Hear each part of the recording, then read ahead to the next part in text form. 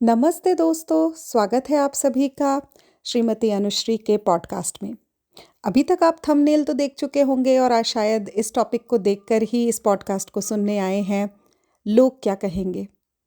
मैं मानती हूँ कि ये जो सिंड्रोम है ना, ये बिल्कुल एक बीमारी की तरह है, जिससे कई सालों तक तो मैं भी ग्रस्त रही और मेरे आसपास के कई लोग भी आज तक ग्रस्त हैं। और अगर आप भी ऐसा महसूस करते थे या आप अगर इससे निकल चुके हैं ना, तो इस पॉडकास्ट के बाद आपके क्या विचार हैं मुझसे ज़रूर साझा करिएगा। तो मुझे, जैसा कि मैंने कहा, कि मैं तो इसे एक बीमारी ही मानती हूँ, क्योंकि लोग क्या कहेंगे या चार लोग क्या कहेंगे, चार लोगों को खोजते खोजते तो मैं खुद अपनी उम्र के इस पड़ाव पर आ गई हूँ जहाँ जीवन का काफ़ी हिस्सा मैंने देख लिया है, बचपन से लेके अभी तक, जहाँ पर 3 बच्चों की माँ हो गई हूँ। और आज तक सोचती हूँ कि सही बात है, कितना डर है ना जीवन में कि लोग क्या कहेंगे। और आखिर ये लोग होते कौन हैं? परिवार, रिश्तेदार, समाज, दोस्त, कलीग्स, है ना? कोई स्पेसिफिक चेहरा नहीं है, बस एक डर है हमारे मन में और हमारी एक धारणा है, क्योंकि हम कोशिश करते हैं हमेशा एक अच्छा इंसान बनने की, एक परफेक्ट एग्जाम्पल बनने की। इम्परफेक्शंस की तो एक्सेप्टेंस ही नहीं है, जगह ही नहीं है। सब ये कर रहे हैं, मैं क्यों नहीं कर पा रही हूँ? सबको ये मिल गया, मुझे क्यों नहीं मिला? और अब जब मुझे नहीं मिला तो क्या मुंह लेकर जाऊंगी सबके सामने, है ना? ऐसा ही कुछ होता है ना हमारे साथ। तो यहीं से ये डर जो है पैदा होता है जीवन में, लोग क्या कहेंगे। क्योंकि हमारी जो ये सोसाइटी है ना, इन्हें लेबल्स पसंद हैं, जैसे successful, failure, good, bad, responsible, careless. और इसी वजह से हम हमेशा एक बेटर लेबल को प्रेफर करते हैं, या कहिए कि बेटर कैटेगरी में आना पसंद करते हैं, है ना? और हमें हमेशा ये डर होता है कि अगर हम इस कैटेगरी में नहीं आएंगे तो हमें रिजेक्शन मिलेगी, that is fear of rejection. हमें जो सोशल ग्रुप्स हैं उसका हम हिस्सा नहीं होंगे, अच्छे दोस्तों का हिस्सा नहीं होंगे, हाँ, बिलोंगिंग फील नहीं कर पाएंगे, अकेले पड़ जाएंगे। तो ये सारी चीज़ें, और इसी वजह से ये जो कंटिन्यूस फियर हमारे मन में बना रहता है। लेकिन मैं मानती हूँ कि ये ना बचपन से हमारी अपब्रिंगिंग से जुड़ा हुआ है। जैसा हमारे पेरेंट्स हमें कहते थे, ये नहीं करोगी तो लोग क्या कहेंगे, या वो नहीं करोगे तो लोग क्या कहेंगे। तो वही चीज़ हम इनहेरिट करते हैं जब हम बड़े होते हैं। तो मुझे ऐसा लगता है कि जब आप पेरेंट बने हैं और अगर आपको ये एहसास हो गया है, तो कम से कम बच्चे को ये मत कहिए कि ये करो क्योंकि इससे लोग तारीफ़ करेंगे, या ये मत करो नहीं तो लोग क्या कहेंगे। क्योंकि ये जो है ना, ये थिंकिंग का हिस्सा बन जाती है हमारी। हमें पता ही नहीं चलता है कि कब हमारे अंदर ये अपने आप आ गया है, हम नोटिस भी नहीं कर रहे हैं। मैंने भी काफ़ी समय के बाद इस चीज़ को नोटिस करना शुरू किया कि क्योंकि मेरे भी पेरेंट्स सेम चीज़ करते थे कि उन्हें किसी चीज़ को खोने से ज़्यादा डर, लोग क्या कहेंगे, इसका डर होता था। आप देखिए, आपने अपने आसपास ज़रूर ऐसे किस्से सुने होंगे, लोग देखे होंगे जहाँ पर बच्चा अपने पेरेंट्स से खुल के अपनी बात नहीं रख पा रहा, क्योंकि उसे ये मालूम है कि पेरेंट्स नहीं समझेंगे। और पेरेंट्स प्यार बहुत करते हैं बच्चे से, पेरेंट्स समझते भी हैं कि उस बच्चे को क्या चाहिए, लेकिन वो उसका साथ देने से डरते हैं, क्योंकि लोग क्या कहेंगे। लोग क्या कहेंगे कि कैसे इन्होंने अपने बच्चे की ये बेवकूफ़ी भरी बात मान ली, कैसे इन्होंने अपने बच्चे के फेलियर को सहज ही एक्सेप्ट कर लिया, कैसे ये लोग, मतलब बाकी के ये जो लोग हैं, हम ये सोचते हैं कि इन्हें हक है हमारे जीवन पे कमेंट करने का, और जो हम खुद दे रहे हैं उन्हें, हम खुद उनसे इतना डर रहे हैं कि हम उनकी, जब तक उनकी हाँ में गर्दन हिले तो हमें लगे कि हाँ हाँ हमने सही किया। आप जानते हैं इसे क्या कहा जाता है? इसे कहा जाता है कि आप हमेशा दूसरों की राय पर चलने लगते हैं। यानी कि आप अपनी जब भी कोई बात रखें तो आपको लगता है कि एक्नॉलेजमेंट मिलनी चाहिए मुझे किसी से, कि हाँ, you are right, you are doing good. तो मुझे लगेगा कि मैं बहुत सही कर रही हूँ। मैंने कहीं रिसेंटली किसी के इंटरव्यू में सुना था कि सक्सेस का मापदंड क्या है। खुशी का मापदंड क्या है? अब हर वो इंसान जो शाहरुख खान बन जाए, क्या वो ही सक्सेसफुल है? या हर वो इंसान जो रतन टाटा बन जाए, क्या वही सक्सेसफुल है? और क्या हर इंसान बन सकता है? तो दौड़ में तो बहुत लोग हैं और इवेंचुअली जो नहीं बन पाते वो अपने जीवन को एक फेलियर की तरह देखते हैं। वैसे ही खुशी का भी क्या मापदंड है? हर वो इंसान जिसके पास बहुत पैसा है, क्या वो खुश है? हर वो इंसान जो बहुत फिट है, क्या वो खुश है?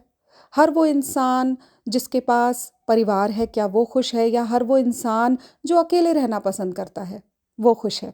आप खुद सोचिए। खुश होने का मापदंड सबका अपना अपना होता है। और मुझे ये फ़ील होता है कि क्योंकि मैं इतने लोगों से जुड़ी हुई हूँ, सोशली भी कई सालों से डांस की ट्रेनिंग देती हूँ, तो काफ़ी लेडीज़ से जुड़ी, काफ़ी बच्चों से जुड़ी, काफ़ी मेरे मेल स्टूडेंट्स भी रहे, तो एज़ स्टूडेंट्स उनसे इंटरेक्ट किया। दोस्तों दोस्तों में मेरे मेल फीमेल्स सभी दोस्त हैं। मेरे मेरे परिवार में मेरे पापा से बहुत बात किया करती थी मैं, उनके ओपिनियन जानना, उनसे घंटों किसी टॉपिक पे डिस्कशन करना। मेरे फादर इन लॉ से मैं हर टॉपिक पे कई बार बात करती हूँ, उनके व्यूज़ सुनती हूँ और सोचती हूँ जितना भी उनसे सीख पाऊँ।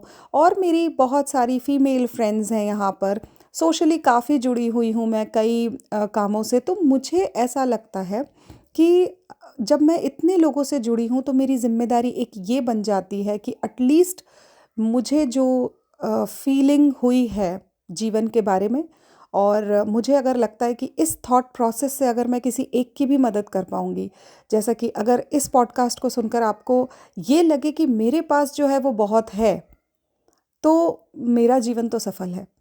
और यही एक रीज़न है कि अलग-अलग टॉपिक्स पे मैं पॉडकास्ट भी बनाती हूँ, आपसे बात भी करती हूँ और जानना चाहती हूँ कि आप क्या सोचते हैं और आपने क्या कभी ऐसा फ़ील किया, या आपने फ़ील किया तो आपने कैसे इससे ओवरकम किया। तो मेरे लिए बहुत ज़रूरी है ये भी कि आप क्या विचार रखते हैं। और ये तो आप भी मानेंगे कि आपके साथ भी ऐसा हुआ होगा कई बार कि आपको ऐसा लग रहा है कि मेरे जीवन में ये इतना कठिन क्यों है और किसी और को ये इतनी आसानी से क्यों मिल गया, और इस चीज़ से आप अकेले ही जूझ रहे हैं, किसी से कह नहीं पा रहे हैं, क्योंकि अगर कह देंगे तो फिर आपकी कमज़ोरी सामने वाले को पता चल जाएगी।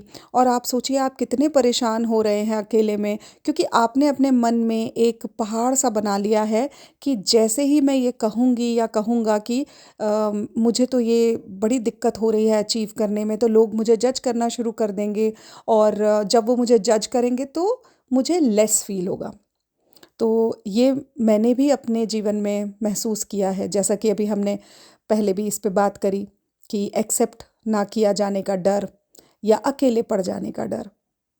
और जानते हैं, ये जो फीलिंग है ना, इससे हम हमारे जीवन के जितने भी डिसीजन लेते हैं वो भी इम्पैक्ट होते हैं। इवन आपकी करियर चॉइसेस। मैं अगर आपसे अपनी बात करूं, शुरू से डांस का शौक था। जब बच्चे को शायद समझ आती है थोड़ी बहुत भी जीवन समझने की, तब से मुझे सिर्फ और सिर्फ डांस करना था।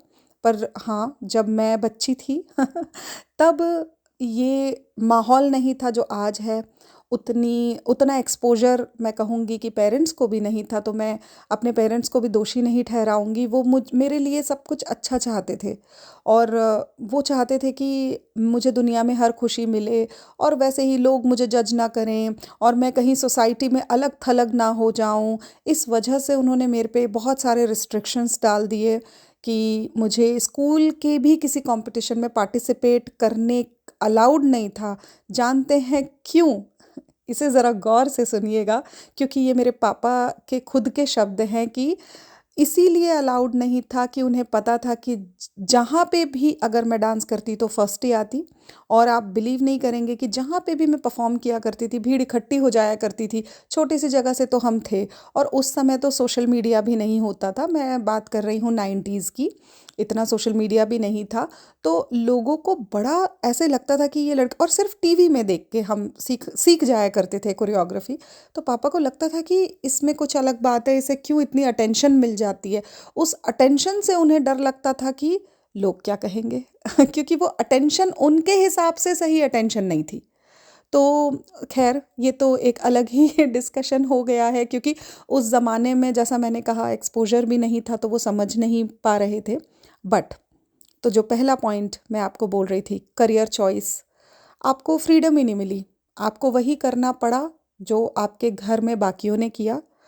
तो क्योंकि उसी में सम्मान है, उसी में सम्मान मिलेगा, चार लोगों में उठने लायक बैठने लायक बनोगी, लोग आपको इज्जत देंगे। आपकी लाइफस्टाइल, आप डेफिनेटली ये तो आप भी महसूस करेंगे कि चाहे आपका मन है या नहीं है, जिन चार लोगों में उठेंगे बैठेंगे उन चार लोगों को तो आप उसी तरीके से अपनी लाइफस्टाइल प्रेजेंट करेंगे जैसा कि वो आपसे उम्मीद रखते हैं। क्योंकि जैसे ही आप एक लेवल नीचे जाएंगे तो शायद आपको ये डर रहेगा कि ये लोग मुझे छोड़ ना दें कहीं। फिर रिश्ते, क्योंकि रिश्ते भी अगर आपने किसी अलग राह पे चल के करने की कुछ कोशिश करी तो कहीं मेरे रिश्ते ना टूट जाएं, एक ये भी डर होता है। तो इन सब की वजह से ना आपका सेल्फ एक्सप्रेशन जो है ना वो रुक जाता है, और जो कि आपकी मेंटल हेल्थ पे भी बहुत बहुत इम्पैक्ट डालता है। तो मुझे ऐसा लगता है कि आपको एक बात तो ये समझनी पड़ेगी कि ये जो लोग हैं ना, जिनका डर हमने अपने मन में बना रखा है, ये जो चार लोग जिनका डर हमने अपने मन में बना रखा है, इन्हें इनसे कैसे जूझा जाए, और क्या ये वाकई में बहुत ही ख़तरनाक चीज़ है, जो कि मैं तो कहूँगी कि बिल्कुल है। और क्योंकि अब सोशल मीडिया का पावर इतना है कि अगर सही बात सही तरीके से कोई कहना चाहे तो उसके पास माध्यम है, और क्या पता आपकी एक सही बात किसी का जीवन बदल के रख दे।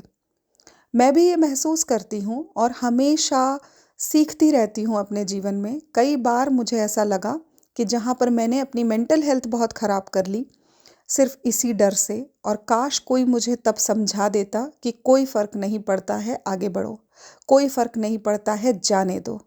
तो काश कोई थाम लेता। तो बस इसी एक मकसद की वजह से मैंने ये इनिशिएटिव चालू किया कि अगर आपको ऐसा कोई भी इंसान मिले, आपके नज़दीक में कोई भी ऐसा इंसान है जो जूझ रहा है इस परेशानी से, या जिसे डर लग रहा है कि अगर मैं ऐसा करूँगी या करूँगा तो इस क्या लोग कहेंगे, तो आप ये पॉडकास्ट उनके साथ ज़रूर बांटिए। और अगर आपको ये लगता है कि इस विचार को मन में लाने से आपकी पर्सनैलिटी में इम्प्रूवमेंट आएगी, आपके अस्तित्व को सशक्तिकरण मिलेगा, तब भी आपको ज़रूर इस पॉडकास्ट को शेयर करना चाहिए। आपको खुद से एक सवाल ज़रूर पूछना चाहिए जब आपके मन में ये डर आता है कि ये मैं करना चाहती हूँ लेकिन लोग क्या कहेंगे। तो क्या जो मैं करना चाहती हूँ वो मेरी वैल्यूज से इंटैक्ट है? देखिए, इसमें एक बहुत बड़ा सवाल है कि मैं करना तो चाहती हूँ कुछ काम या कहना चाहती हूँ, लेकिन हर काम या हर जो हमारा एक्शन है वो हमारे वैल्यूज़ के साथ भी चलना चाहिए, है ना? और इसका 5 साल बाद मेरे जीवन में क्या इम्पैक्ट होगा, क्या मैं उसके लिए तैयार हूँ? जैसे आज अगर आप कोई ऐसी करियर चॉइस लेना चाहती हैं जो कि सोशल आपके एनवायरनमेंट से थोड़ा सा अलग है। चलिए एक उदाहरण देती हूँ आपको कि आप ऐसे घर में पैदा हुई हैं जहाँ पर डॉक्टर्स हैं, लॉयर्स हैं, और आपको सिंगर बनना है। देखिए, ये दौड़ जो है, जो ये थोड़ी कठिन है, जो कि मैं भी सुना करती थी अपने पेरेंट्स से कि सक्सेस रेट बहुत कम है। और ये सोच के हम कई बार कदम पीछे खींच लेते हैं कि यार इंजीनियर बन जाओगी तो कुछ तो कमा लोगी, सिंगर बनोगी तो क्या रास्ते पे बैठ के गाओगी, है ना? कभी ना कभी तो ये सुना होगा आपने कि क्या करोगी इस टैलेंट का, पैसा तो है नहीं इसमें। तो ये बात कभी कभी तो सच भी है ना। ये आप तब समझते हैं जब आप खुद एक पेरेंट बनते हैं। कितनी बातों पर जिन पर मैं अपने माता पिता से बहुत नाराज़ हुआ करती थी ना, आज मन ही मन उनसे कितनी बार माफ़ी मांगती हूँ मैं, क्योंकि मुझे मेरे बच्चों के लिए यही डर लगता है। मेरी बेटी को शुरू से पता है उसे क्या बनना है, पर फिर भी उसके लिए बैकअप प्लान्स करती हूँ कि नहीं तू ये भी कर ले, क्या पता फेल हो गई तो क्या करेगी। तो यही डर तो मेरे माता पिता के मन में भी था, है ना?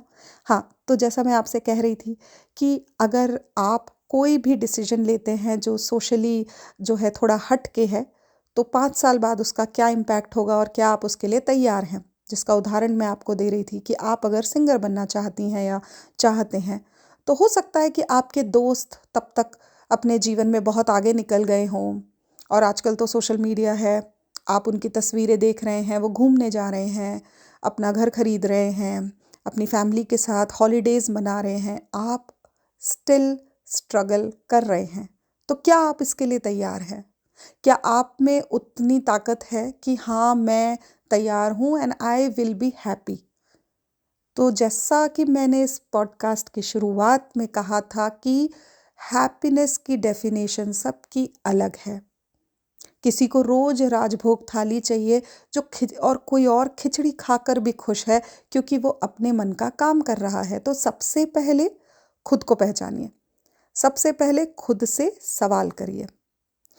फिर इसके बाद एक बहुत ही ज़रूरी पॉइंट जो मुझे लगता है वो ये है कि हर आवाज़ आपके जीवन में एडवाइस नहीं होती। ये आपको बिल्कुल पता होना चाहिए, और ये मैं अपने जो पर्सनल एक्सपीरियंस से आपको बोल रही हूँ कि इतने भोले होते हैं हम कभी कभी। हर आवाज़ जो आके आपको कुछ भी कह रहा है, आप उसको एडवाइस मान के और उस पे चलना शुरू कर देते हैं अगले दिन से। तो ये भी मत करिए, थोड़ा टाइम दीजिए। तो फीडबैक और नॉइस में अंतर पहचानिए, है ना। जो इंसान आपसे कुछ कह रहा है, अगर वो आपको फीडबैक दे रहा है कि अगर तुम ऐसा करोगे तो देखो तुम्हारे साथ ये हो सकता है या ये नहीं हो सकता है, या कि वो सिर्फ एक नॉइस है आपके जीवन में जिसे आपके जीवन से कोई लेना देना नहीं है, वो सिर्फ आपके जीवन में है, उसे मज़ा आ रहा है आपको सिंपैथी देने में, या फिर बस ऐसे ही वो अपने फ्री टाइम में आपको फ़ोन कर रहा है या कर रही है और वो अपना टाइम पास कर रहे हैं। तो ये आपको ज़रूर पता होना चाहिए। और एक सबसे इम्पॉर्टेंट बात जो कि तो मैं आज तक सीख रही हूँ, बाउंड्रीज बनाना। ये इतना मुश्किल है ना, मुझे ऐसा लगता है कि मैं आज अपने बच्चों को ज़रूर सिखाती हूँ कि कहाँ पे रुको, कैसे बाउंड्री ड्रॉ करो। हमें तो नहीं आती थी। मैं सच बता रही हूँ कि मेरे जीवन में मुझे बड़ा समय लगा इसको समझने में कि बड़ी जल्दी लोगों को हम एक्सप्लेन करने लगते हैं। जैसे आपने कुछ अटेम्प्ट किया, आप फेल हो गए, नाउ जब भी आपसे कोई बात कर रहा है आप तुरंत उन्हें बताने लगते हैं कि फिर ऐसा हो गया था, फिर वैसा हो गया था, अब मैं ऐसा नहीं करूँगा, अब मैं ऐसा करूँगा। क्योंकि इतना डर है ना कि जो सामने बैठा है वो मुझे जज कर रहा है क्या, अब क्या मैं मतलब ये मुझे लेस समझ रहा है क्या। इस डर की वजह से मैं एक्सप्लेन करते जाऊँगा या करती जाऊँगी। तो ये भी बहुत इम्पॉर्टेंट है टू सेट बाउंड्रीज़, क्योंकि साइलेंस भी एक आंसर होता है। और एक और बात मैंने इस हमारे डिस्कशन के थ्रू आपसे कही थी कि इम्परफेक्शंस की तो जगह ही नहीं है, फेलियर की तो एक्सेप्टेंस ही नहीं है, है ना। क्योंकि आपको ये समझाने वाला कोई नहीं है कि जो भी गलतियां आप कर रहे हैं वो आपकी ग्रोथ का हिस्सा है ना। जो परफेक्शन है ना, मुझे ऐसा लगता है कि परफेक्शन एक इमेजिनेशन जैसी है। जैसे कि मैं कढ़ाई सिलाई बुनाई सीख रही हूँ, जितनी मेहनत कर रही हूँ उतनी इम्प्रूव हो रही है और बड़ी खुश हो रही हूँ कि वाह कितना अच्छा बना रही हूँ। आप पेंटिंग सीख रहे हैं, हर हर पेंटिंग पुरानी से बेहतर हो रही है और आप सोच रहे हैं वाह कितनी अच्छी बन रही है। तो अब आपको उससे पैसा कमाना है, आप हर पेंटिंग दर पेंटिंग दर पेंटिंग आप अपने आप को इम्प्रूव कर रहे हैं। पर दूसरी ही पेंटिंग में परफेक्शन की आशा रखना कहाँ तक सही है, और अगर नहीं कर पा रहे तो उसे एक्सेप्ट क्यों नहीं, उसकी एक्सेप्टेंस क्यों नहीं है। एज अ पेरेंट भी तो हम करते हैं ये अपने बच्चों के साथ कि उन्हें कोई एक चीज़ सिखा रहे हैं, एक बार दो बार तीन बार नहीं हो पा रही तो यार तुमसे क्यों नहीं हो पा रही है, उनसे तो हो गई।